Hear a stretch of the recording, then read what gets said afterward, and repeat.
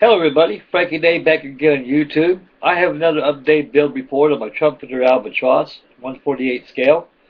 Before I present the model and the update, I'd like to say my apologies to everybody out there for not being on YouTube the last 3 or 4 days.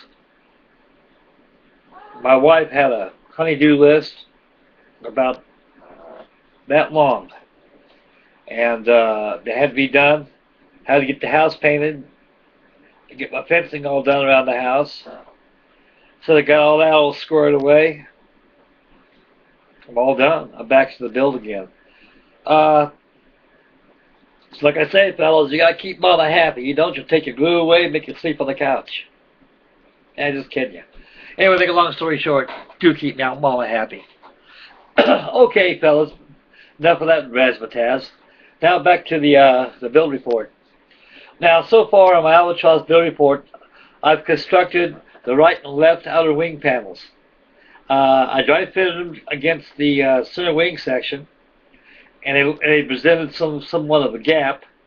I didn't like it, so I went ahead and used filler putty of my choice. I filled in the gaps around the center wing, which really wasn't that much. It just a light application of filler, like that of the fuselage. And I got the filler on there, and let it dry. I let it dry 24 hours already, so it's ready for a good wet sanding. Here's the model. This is as far as I got on the update build report number 6. I've got the outer wing panels cemented in position. I used 5-minute epoxy, glued them in there. There's no wing spar going from the center wing section to the outer wing panels. What there is, there's a wing rib that fits flush on the zipper portion of the wing. This portion here, on the center section there's a filler rib that fits in there with a lip on it, where the wing plugs over the lip. But I didn't like that way it fitted there, but it seemed like to me the wing loading on this airplane is not very big. There's another thing too I noticed about this kit. The A model had a shorter wingspan than the B model. So actually, you look at it very carefully, it looks like the Grumman Goose or the Grumman Mallard in between. But no mistake about it, it's an Albatross. This is the A model, which is the earlier model. The later models, they had they had right cyclone engines, plus they used a larger wingspan. I think they increased it by 28 feet. Anyway, on this model here, I incorporated a wing spar. I should have showed that on my update, but this is all done by constructional segments anyway. I ran a spar all the way, using sheet plastic, all the way from here, all the way through there. On the end of this section here, the center wing section, like I said, there's a fill-in rib. There's a whole rib right there. It's filled in with a lip, where this wing plugs up over the lip. So what I did, I cut it out of Hexon and went ahead and installed a wing spar. I epoxied that, giving this wing very strong rigidity. It's not going nowhere, fellas. And put it cemented together by using 5-minute epoxy. I used filler on here, very lightly, very smattering amount, because ain't that much of filler putty to be used on it didn't present that much of a gap. Another thing about Trumpeter kits that I've also noticed too is that maybe you fellas have noticed it also. Any of you out there has ever ventured into building a Trumpeter kit, you'll notice there's a lot of sprues that go into the leading edges of the wings. The stabilizer, the elevators, ailerons, wing flaps, fuselage, you name it, anything that had sprues to it, there's sprues. And once you remove the sprues from the part you need, then you got to turn around and trim the lip off of the part where it needs to be glued to, because you have a lot of sprues in there. Trumpeter is the only manufacturer that does that, and believe me, it's a pain in the buttocks. So that's a word of caution there, fellas. Anybody wants to venture in building a Trumpeter kit. In other words, their kits are very, very nice. They're state-of-the-art. Very overpriced in my book. They're actually turning into a luxury model for the guy who can afford them. Believe you me, I'm bending the envelope when I buy this, bought this, but you only live once, so what's done is done. It is what it is, so I'm pretty happy with the build. Let's see here. Yeah. On the next update on this model of Albatross, this is all going to be wet sanded tonight. I'm going to give the airplane an entire priming.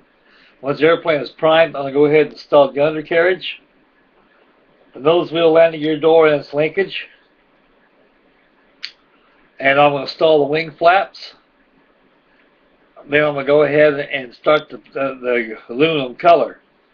Now for the maskings of the walkway that fits on top of the center section of the wing and adjacent to the after section of the fuselage, and plus your rescue band on here, also the tips. They got to be spray painted with flat white as a base color before applying yellow. But all that's going to be masked down first when it's done.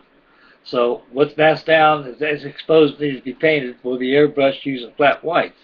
Because if you go ahead and use chrome yellow on ready primer plastic, or just plastic all in general, not primer, you have to build up coat. Because somehow that yellow doesn't give you a good coverage.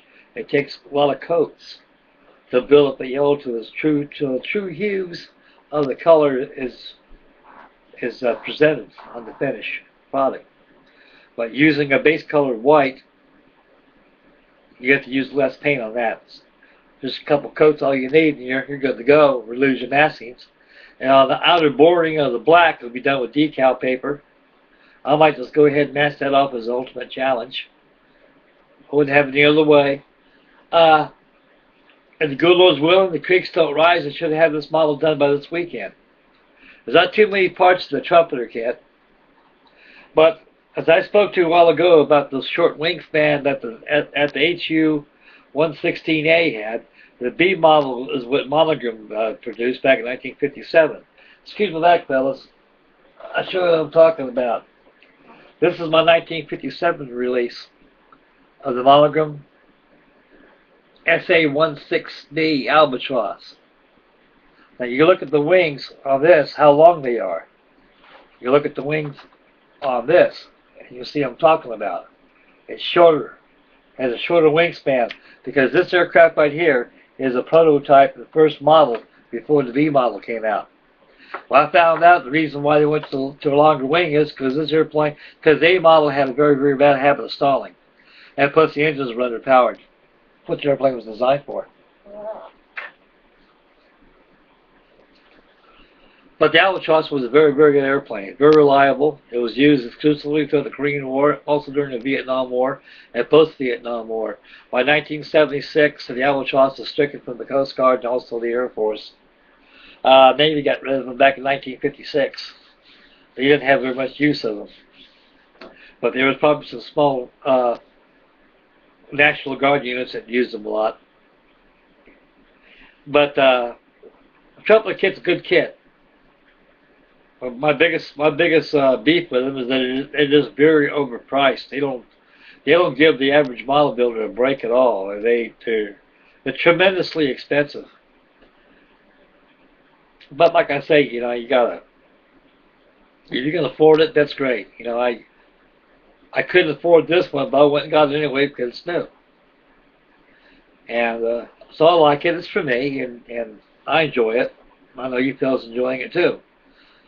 And it's going on 9 minutes and 5 seconds right now. Grandfather Clock is looking at his hands of time, so I'm not going to push this any further than what it is. I did a first one a while ago with this, and I got shut down for some reason. I don't know what it was, so I had to get restarted. So my next YouTube video, it'll be a build to the past. I'll sneak and show you fellas. You'll like this one. So stay tuned. I'll bring that up. Before I sign off, everybody, I'd like to tell everybody thank you very much for your comments. And thank you for tuning in. And I appreciate everybody out there. And may God bless. And I'll be back with the builds of the past updates.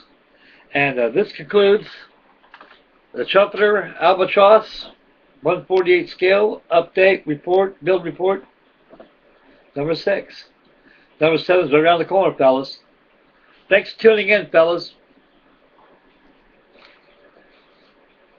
May God bless. Bye now.